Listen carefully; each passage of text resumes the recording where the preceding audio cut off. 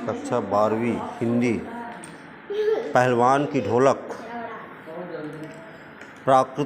प्राकृतिक आपदा में रात्रि का सन्नाटा। सर्दी की निस्तब्ध रात्रि में आकाश केवल तारे ही चमक रहे थे।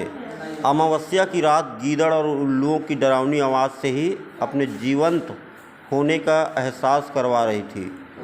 गांव में हैजा और मलेरिया का भयंकर प्रकोप हुआ था। सभी के बीच मौत का सन्नाटा व्याप्त था।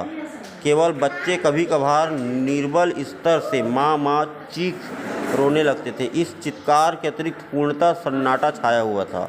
लोग बलपूर्वक अपनी आहों और सिसकियों को रोके हुए भगवान के नाम का स्मरण कर रहे थे।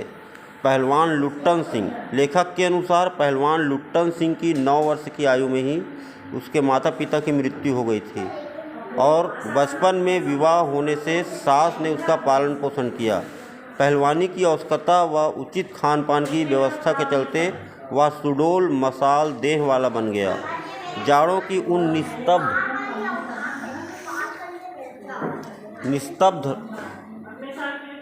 रात्रि में केवल उसकी ढोलक ही पूरे गांव में नया जोश भरकर संजीवनी का काम करती थी। गांव में प्रत्येक व्यक्ति उसे जानता था तथा सायंकाल होते ही उसकी ढोलक की थाप की आवाज़ सुनकर सभी को जीवित होने का एहसास होता था।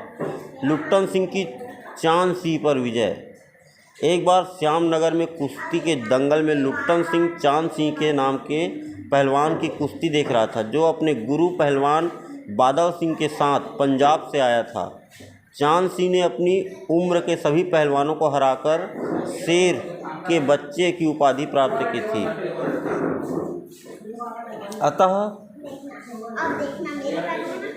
अतः राजा उसे अपने दरबार में रखने की सोच ली।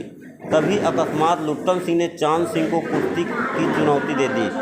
सभी उसे पागल समझ रहे थे। कुश्ती के लिए राजा श्यामनंद ने अप्रत्याशित अनुमति लेकर चांद सिंह के दाव को काटकर उसकी गर्दन पकड़ ली तथा ढोल के धाग धीन क्रिकेट तीना का दाव काटो बाहर हो जाओ अर्थ लगातार गर्दन पर कब्जा कर लिया। अंत में ढोल की आवाज़ का अर्थ उठा पटक दे लगाकर चांद सिंह को जमीन पर दे मारा।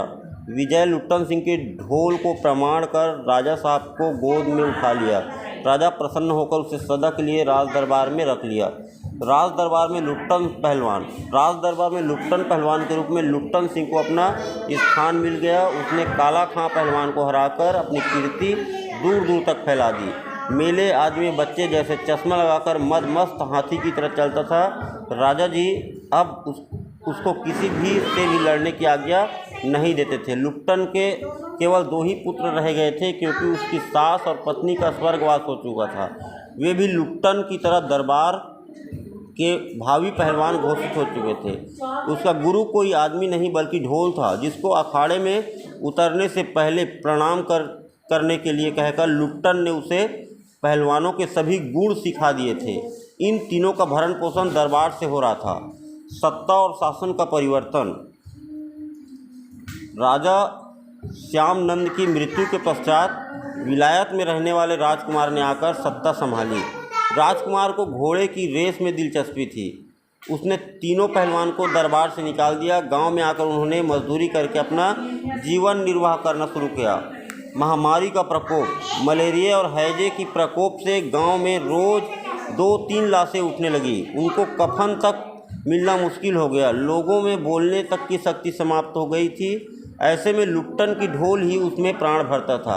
एक रात उसने अपने बेटों के कहने पर उठा पटक दो बजाया, परंतु उसके दोनों पुत्र मृत्यु को हरा न सके। उस दिन लुट्टन ने अपने पुत्रों को नदी में बहा दिया, जिसमें गांव वालों की हिम्मत भी टूट गई।